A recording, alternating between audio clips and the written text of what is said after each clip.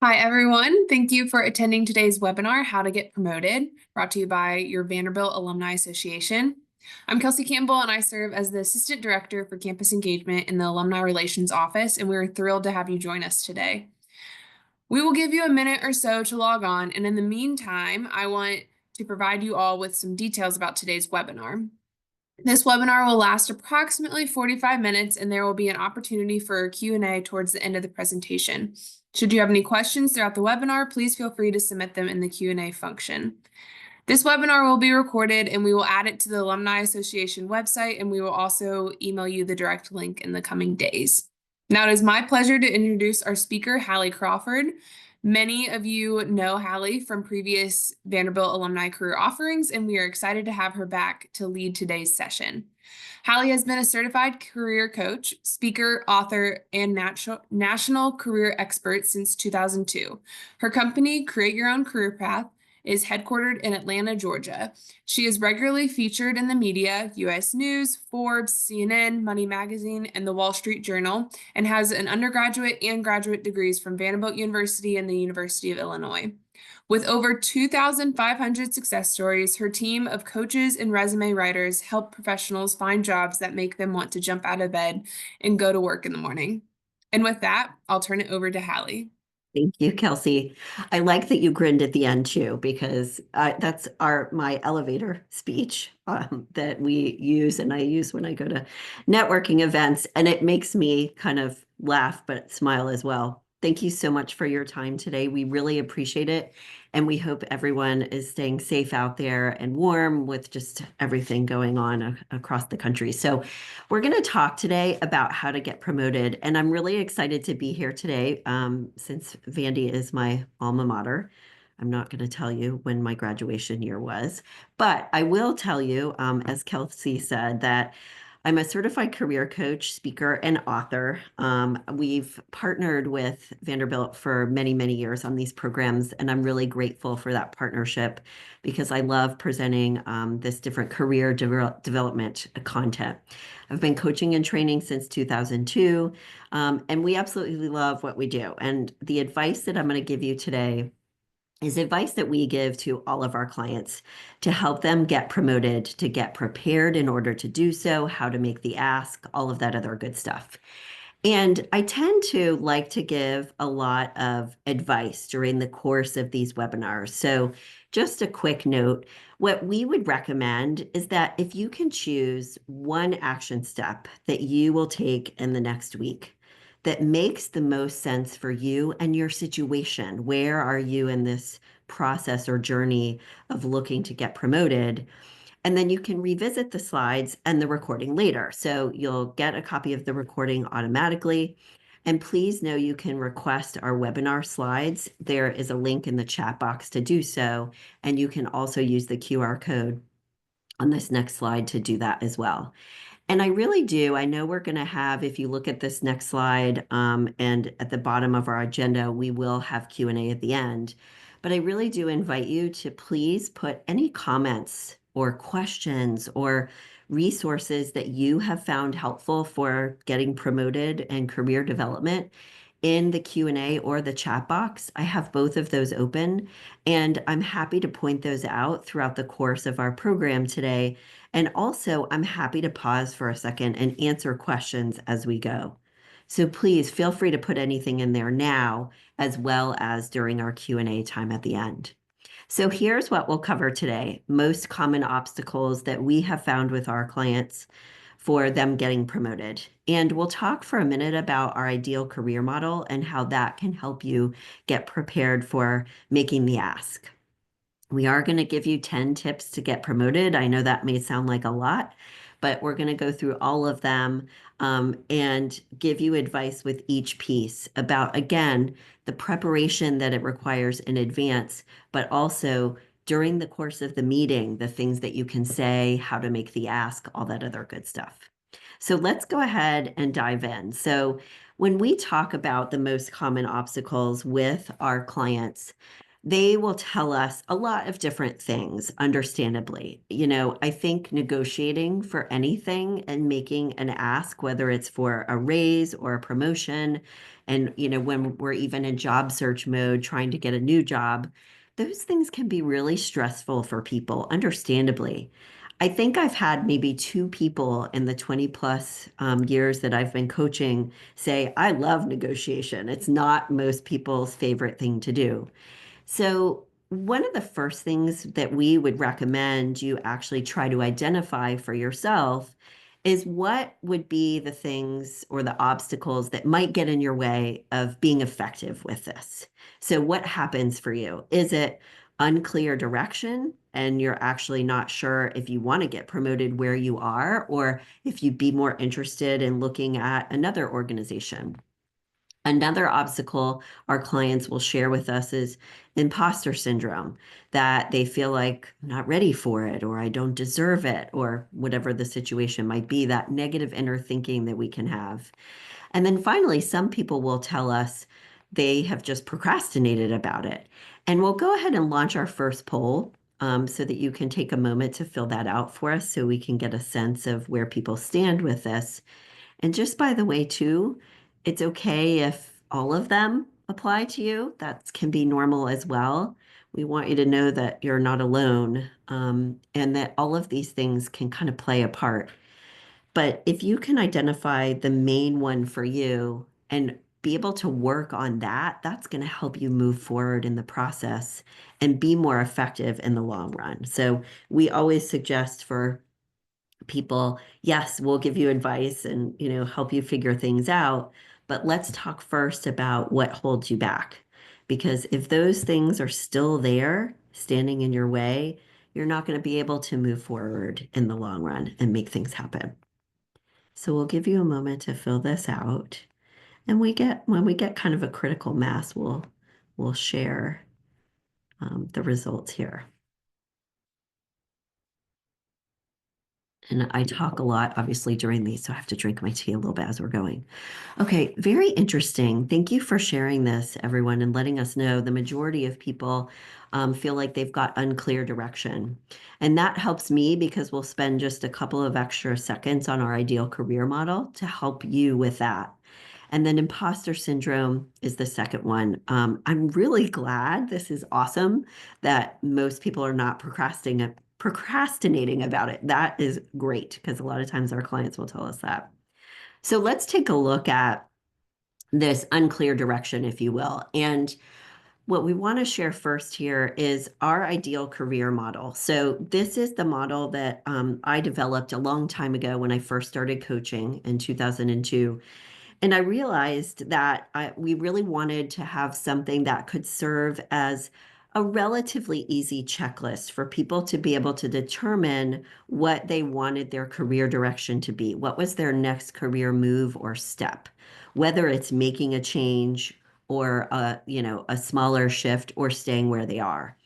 And this is helpful, I think, for anyone on the call, but especially those people as well who need help with their direction. What we recommend, these are kind of the components, if you will, to the right career for you. What we recommend is using the model this way, starting with fulfillment first at the bottom and thinking about, okay, what would be rewarding for you and what would be enjoyable for you in terms of your next career move. Like if you want to feel like you have you need a new challenge, or the values maybe don't align of the organization don't align with yours as much. So start with fulfillment first and think about career paths that could be rewarding for you. Then with interests, we want you to think about the tasks that you would like to be performing all day, every day. Is it event planning? Is it data analysis? Is it something else? So that's what falls in the interest category, if you will. Then we want you to think about your top 5 strengths. The Strengths Finder assessment is an assessment that we like to use with our clients because it very quickly gives you your top 5 strengths and helps you articulate those in your resume, interview, etc. It's a good idea to look at and review your past education at Vanderbilt and beyond, as well as your past experience. And what does that tell you about what you might enjoy and be successful at in terms of your next career move. And then finally, last but not least, is considering your personality type. Are you more introverted or extroverted? Are you more of a leader, big picture, strategic person, or more of a detailed person, like to get in the weeds with things? Your personality type influences the right type of role for you, the right type of people that you would be working with, and also the right type of organization, the culture fit, etc. We want you to look at the work environment and make sure that you're getting into the right culture, et cetera, like we just said. And then finally, really important piece, the compensation that you want to make next. So brainstorm ideas using our model and narrow them down also based on practical considerations using certain elements of the model. And part of why we share this as well is um, because thinking about certain elements of the model, if we look at, for example, your strengths, your experience, and your education and personality strengths too, that can help you better understand your brand. So if you feel like you need that sense of direction, the model is a really good place to start to help you like figure out, okay, based on my current ideas, what's going to be the best fit, or come up with additional ideas too. And feel free to ask more questions about this as we go today. So tip number one, moving away from model and starting to get into our 10 tips for getting promoted. And I find honestly that reviewing and updating your resume and your LinkedIn profile can also help you narrow down your direction and your ideas too. So the first thing we want to look at on the left-hand side here is to do a quick review of what you have accomplished in the past year and making sure that you're making a really good list of those accomplishments in order to sell yourself in the promotion conversation. Or if you're looking to change and go into a different organization in order to get promoted, same thing there with the job search. And remember that with your accomplishments, they can be really tangible things. For example, I learned how to use a new app related to being more efficient with our operations or software or whatever it is. Or I improved my skills and strengths with leveraging AI for my particular department and area. All the way to those softer skills that are also incredibly important, like I really, we had a lot of change, for example, in our organization in the past year. And I was able to manage that and manage our team really well to navigate through that. So remember that we want your accomplishments to be both very tangible, but also those intangible things as well. And as part of this, on the bottom left-hand side of the slide, obviously you want to update your resume and update your LinkedIn profile to make sure that you've got all of those accomplishments there. And with the resume and LinkedIn, when you're going for that promotion or that next position, you want to make sure that they are personalized for or tailored to that new direction. Okay. Um, Remember too that when you're working on your accomplishments, that some of them are going to be relevant and make sense to put on your resume and LinkedIn, and some of them are going to be better to just keep for the conversation or the interview. And what you need to do is discern, okay, what makes the most sense there. But we'd like you to have a really long list that you can then pick and choose from in terms of where you're going to put the different content. So we're doing a lot of polls at the beginning. If we could do this second one, make sure you're awake. Is how do you keep just in general your resume and LinkedIn up to date? And we'll give you a minute to fill that out. And I think what we have found over the course of the last several years in a good way is people are keeping their materials more up to date so that they're ready to go if something needs to happen. But if you're not, there's a lot of people that don't, so that's okay.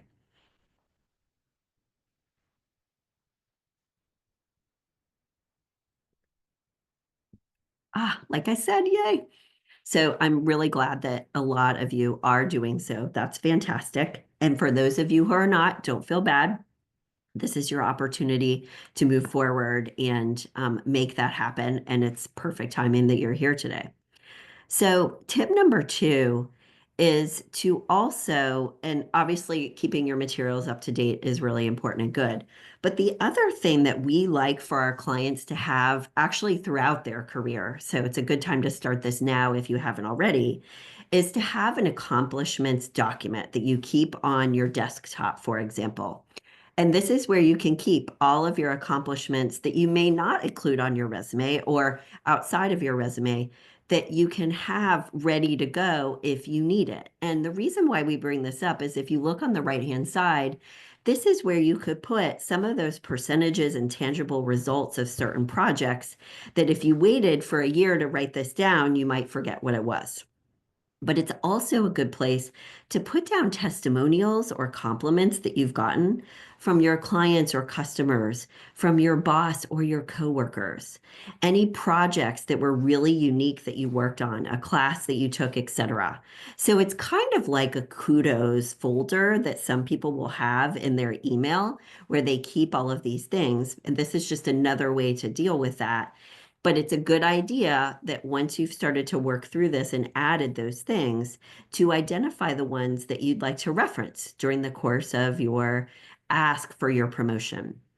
And you may just have them as part of your notes if the conversation is more informal, or if it's a more formal asking for a raise or promotion or a job search, you may want to have or create a quick PowerPoint presentation of just like 2 or 3 slides of here are my accomplishments in the past year. And I wanted to, demonstrate those and show them to you.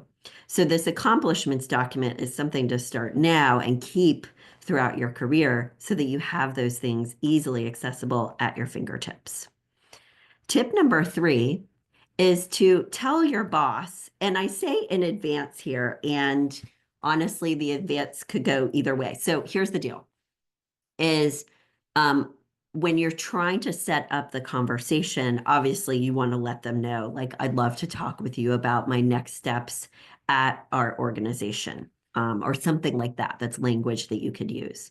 But the other thing that we just want to mention to people too is that don't assume that your boss knows that you want to advance, because we've actually had some clients have their boss tell them, oh, I assumed you were happy and that maybe you didn't want to. So have and keep the lines of communication open and discuss advancement within your organization, with your boss, with HR, etc. This shouldn't be something that we shy away from, but it's open that, yeah, I would like to move up here. And part of preparing for the promotion and this next step is to take the accomplishments document, your resume review, all of that, and identify any possible gaps and qualifications that you may have. So, for example, if you are thinking, okay, I'd like to ask for this promotion later this year or whatever is appropriate for your time frame, you want to start preparing yourself, like getting that experience, taking a class, etc., in order to fill in any gaps that are either causing you to feel a sense of imposter syndrome or that this is going to be important. And my suggestion would be that you let your boss know that, you would like to move up. And as part of that, find out, where do I stand with that? Are there things that I need to take on and gaps that I need to fill in order to make this happen? I used to have a boss a long time ago where she said, and I thought this was so great, when we have our performance review meetings, there should never be any surprise, because we have had ongoing, open, direct conversations about your performance throughout the year, vice versa. You've asked for feedback, all of that. So none of this is a surprise. So make sure that it's that way as much as possible within your organization, if that makes sense for you. Tip number 4. So after you've identified those possible gaps, like where may you be a little bit less qualified than you need to be in order to get that promotion, where do we need to enhance your skill set? So include coursework always in your annual career plan, regardless, just so that you're remaining fresh, you're remaining challenged, and on the cutting edge, if you will, of your industry and all of that.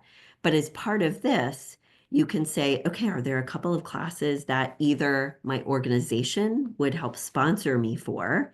And if your organization doesn't have an education budget, are these things that you need to take on your own?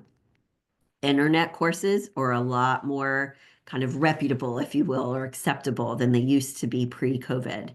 So LinkedIn Learning is a good place to look. Coursera is another good place to look for possible classes. You could also look for courses that are accredited by your industry specific association on your industry association website. So you can check those out there as well. And in some cases, does it make sense for you to get just a certification?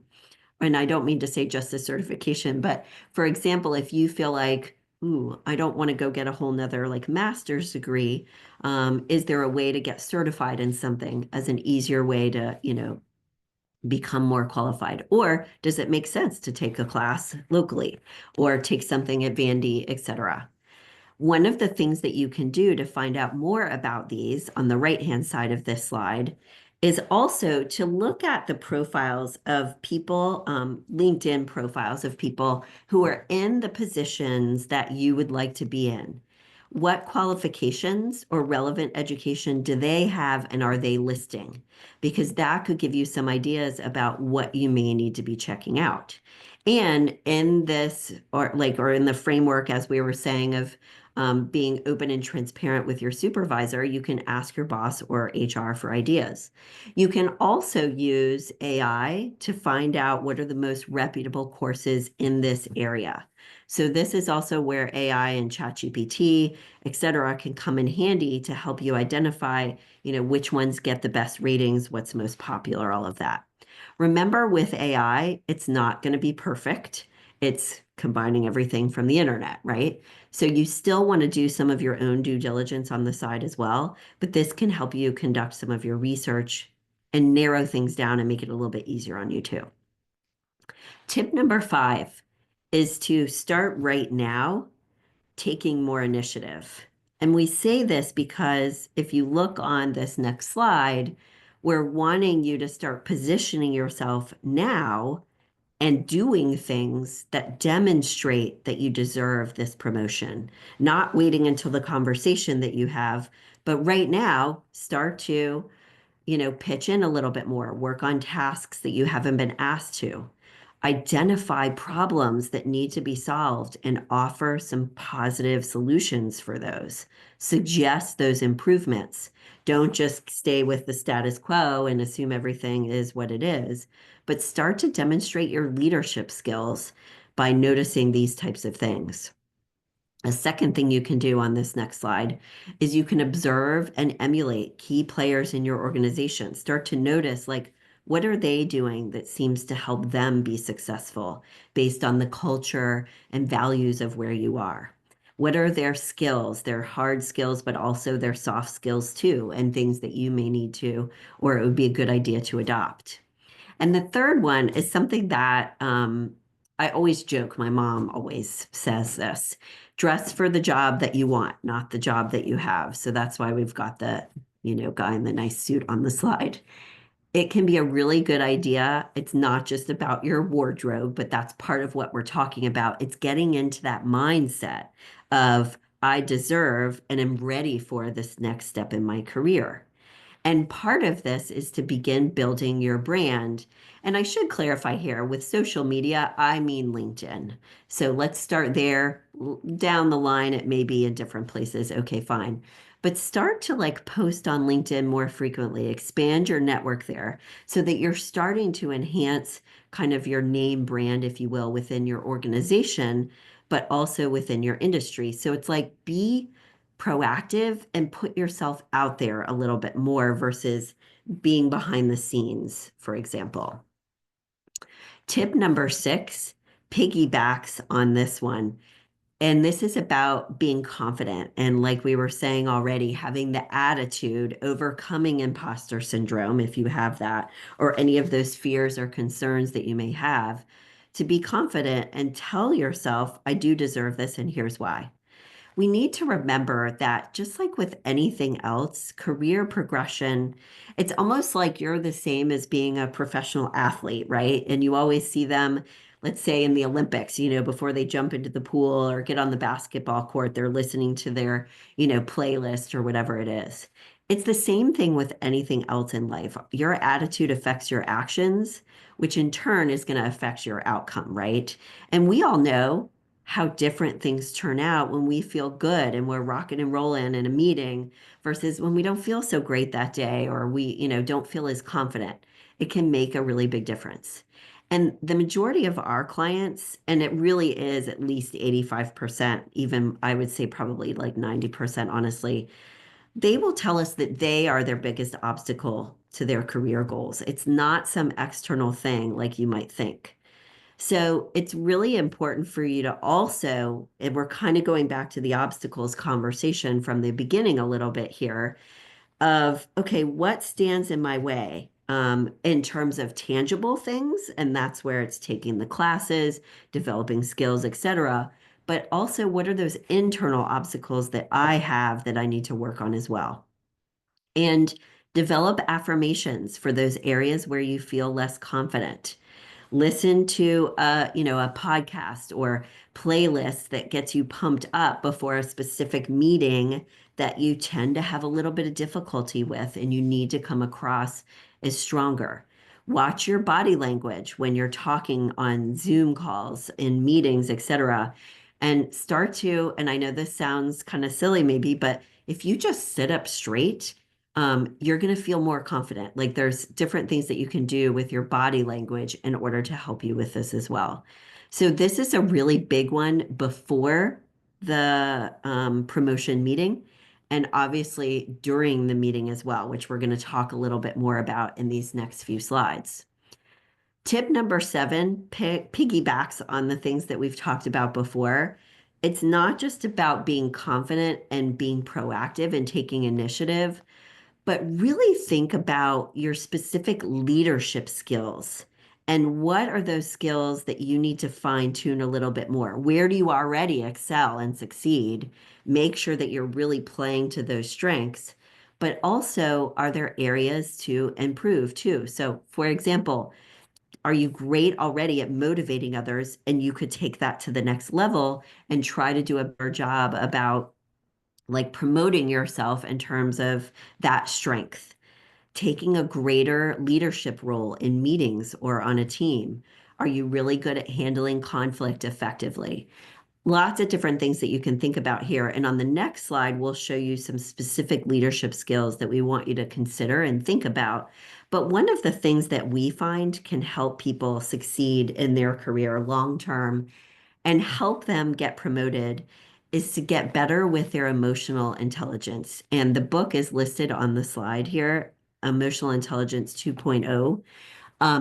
This can help you so much because our clients, and I'll just tell you this really quick story, our clients who are more senior in their career, like me, kind of, because I'm 52, they they will always tell me, Hallie, it's not just about like, oh, you've got these specific strengths, and that's what helped you, get promoted or get to the next level in their career. For example, like if you're more extroverted or, you're more detail oriented, they always tell me, and I totally agree with this, is that self-awareness is the most important thing that helps them grow their career and move up.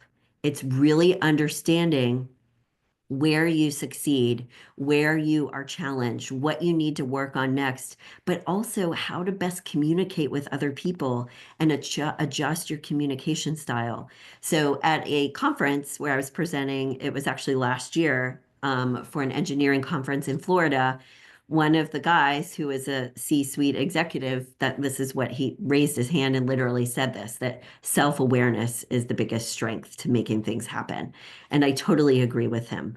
So as part of this, key of self-awareness, it's really helpful for you to be clear on what your leadership strengths are and how you can leverage them to sell yourself for this next step for you, but also how you can leverage them now to demonstrate that you're worthy of or ready for this next promotion.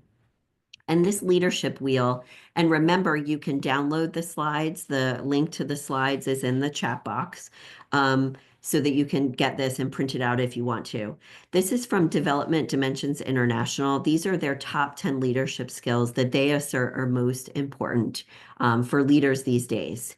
And what we would recommend is if you can print this out and rank yourself in each of these areas to figure out what your top 3 strengths are and what your top 3 challenges might be.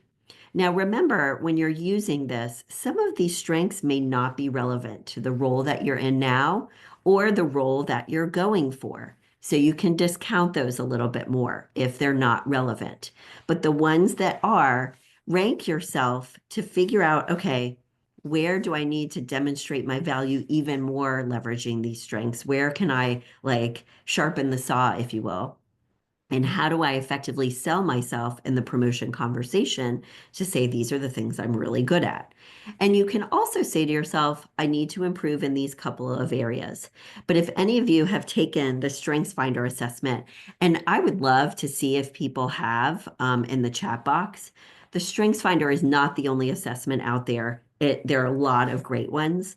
But I'm curious how many people on the call today have taken that before. Because what they say, which I agree with, is we want to spend the most of our time playing to our strengths versus trying to fix our weaknesses. Because it's kind of like if you think about this as a percentage, if you spend more of your time playing to your strengths, you're going to get an astronomically like big improvement versus I'm grinding away at this weakness that's just not naturally like something that comes easily to me, and you may get like a 5 or 10% improvement.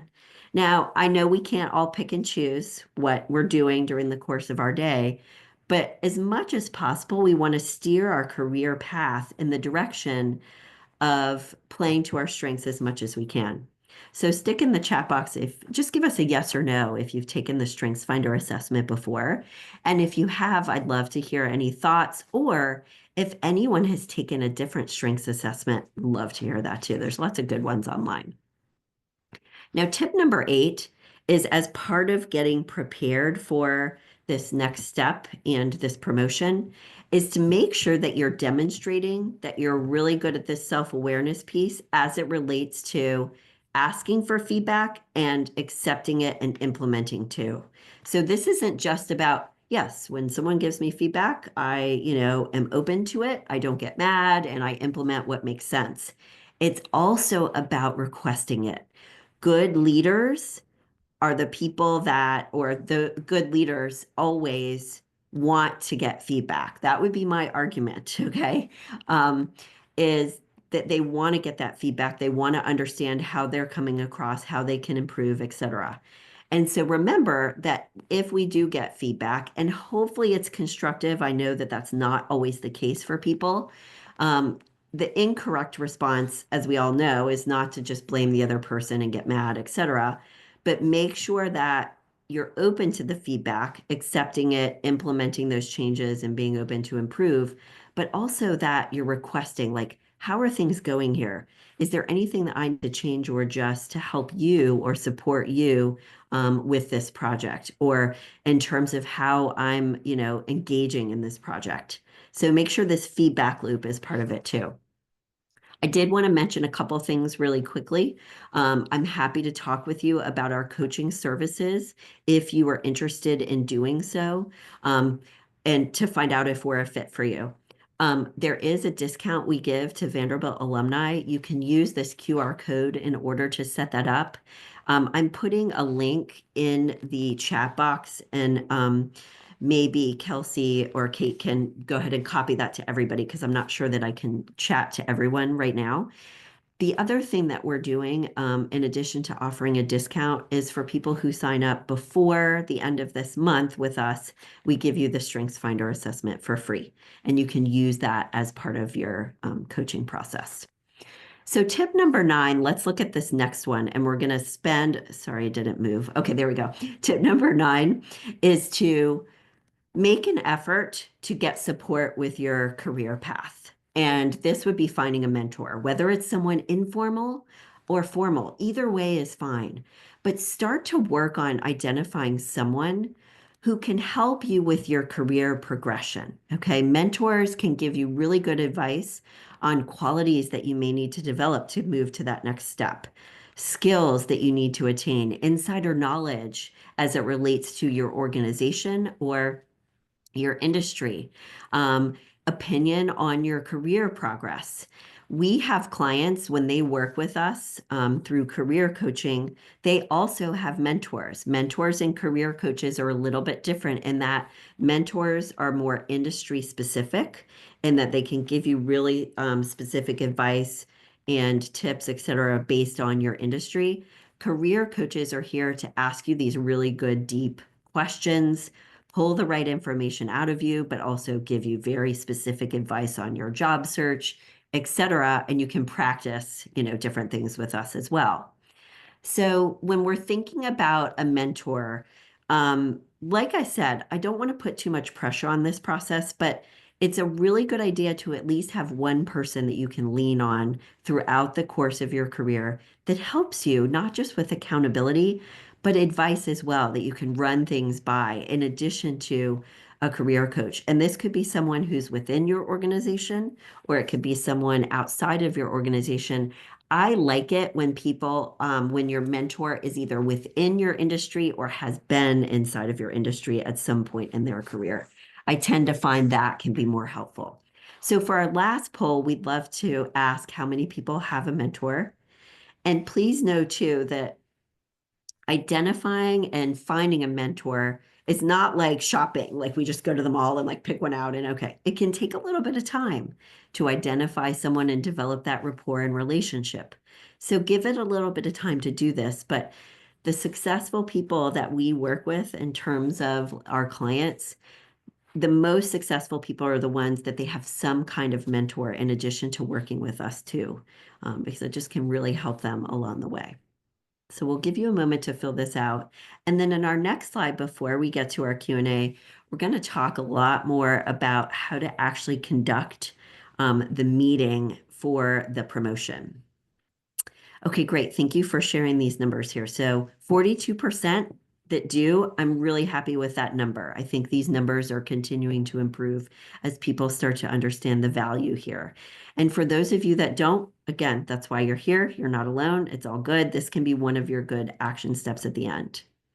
So let's talk about preparing for, well, sorry, we've talked a lot about already the preparation in advance for the conversation about getting a promotion, or if in your case, it's looking for another job elsewhere, job search, that interview prep, et cetera.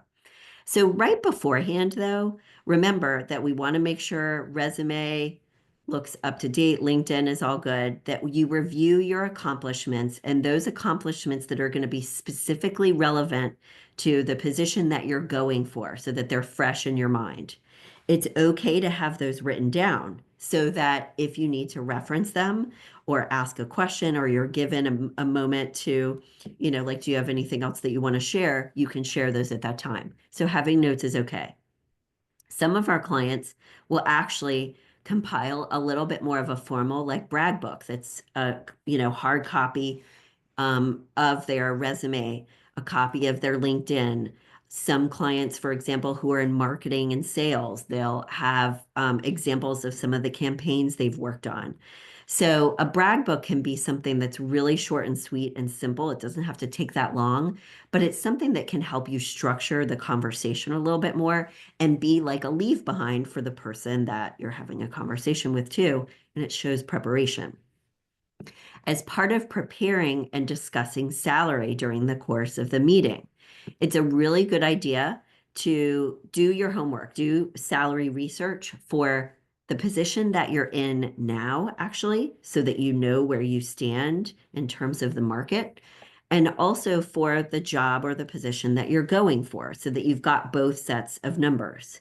And it's okay to ask during the course of the conversation, I am looking for or seeking within a range of 1 or 2,000 or whatever in terms of a raise.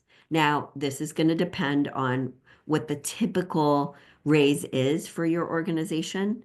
If it's like 10%, 2%, whatever makes the most sense based on what you know so far. We do encourage you to provide a range so that there's a little bit of wiggle room in there ideally. And you can ask and talk about it in that way. This is my ask. And you can say, literally, is that what is budgeted for this position? Or is that within the budget for this next position? I'd like to talk about it further. Because the goal here in this meeting for a promotion is for it to be a two-way street. You want to set the stage as much as possible at the beginning of, I'm excited to talk with you about this, and that you're being direct with them during the course of the conversation so that they do the same with you. We're trying to avoid this whole, okay, I'm really nervous. I'm asking for this. They're going to say yes or no, and then that's it. No, we're trying to set the stage for a two-way, open, honest conversation. So say frequently, I'd love to discuss this further. I'm open to talking about this a little bit more. As part of preparing for the meeting and during the meeting itself, you want to do what you need to do in advance to be really confident. So you're ready to go. You want to practice your case, so to speak, in front of the mirror. I would definitely do that in front of your bathroom mirror so that you can see how you're coming across in terms of your nonverbals. And this is where, if you do have some kind of brag book or quick presentation, I find that can be helpful for people, although it's not necessary. I find it can be helpful for you to stay on track a little bit more with presenting your case. So again, this is something that I say is a case by case basis, depending on the person's situation. But even if you've got a quick outline in a document that you'd like to follow that reminds you of your talking points, that's okay too. You want to make the ask. And when you make the ask, I'm asking for a promotion. I'm looking for, this job title. And I'm also asking for this salary range. Is that feasible? And can we discuss this further? And is this within the budget? Where do we stand and where are we at? Then you want to be quiet. Let them respond. And if they have some possible objections, you want to be prepared to deal with those objections. So this is where you want to think in advance about what could be their red flags or their concerns about making this happen for you. And you want to have those answers prepared in case they bring it up. Okay. If the answer is no for any of your asks, see if there's a place or a way to negotiate a little bit. If we can't get this salary, can I have the job title for 6 months, for example? And based on performance, can we reconsider the raise or some sort of raise at that time? If they can't give something to you immediately, negotiate for revisiting the conversation later on during the course of the year. And what I'm trying to say here is don't just take no for an answer where you're, going to be rude and, talk back. That's not what we're saying. But don't just take no for an answer in terms of, okay, well, what do I need to do in order to make this happen? Would it be feasible to make it happen before the next performance review? You be direct and honest with them and pointed with your questions. It's not rude. As long as you're professional about it, you're in good shape. But talk about at the end of the conversation what the next steps are if we need to revisit this. And if they say yes, even talk then about what the next steps are. What do we need to do next in order to make this happen? Should I follow up with you? Like get really specific about what those are, because we know that, people out there, including our clients, have told us this too. They'll have conversations and nothing ever happens. And we don't want that to be the case for you. So as much as possible, get things nailed down and buttoned up as you can. All right, so I've talked a lot. I want to be quiet here so that we can answer any questions. And I would also love to see any comments, suggestions that people have that they have been successful with as it relates to either getting promoted by finding a new position elsewhere or getting promoted within their organization. And I don't know, while we're waiting for possible questions, Well, Kelsey, I'm just going to bug you because you're at the top of the list. Sorry. But I like when I'm in my chat box, it only says hosts and panelists. So if people do put things in the chat, I'm not sure if I can see it. So just let me know if there is anything. But we'll go ahead and start with some questions that may have come through in advance too, to kind of get the ball rolling.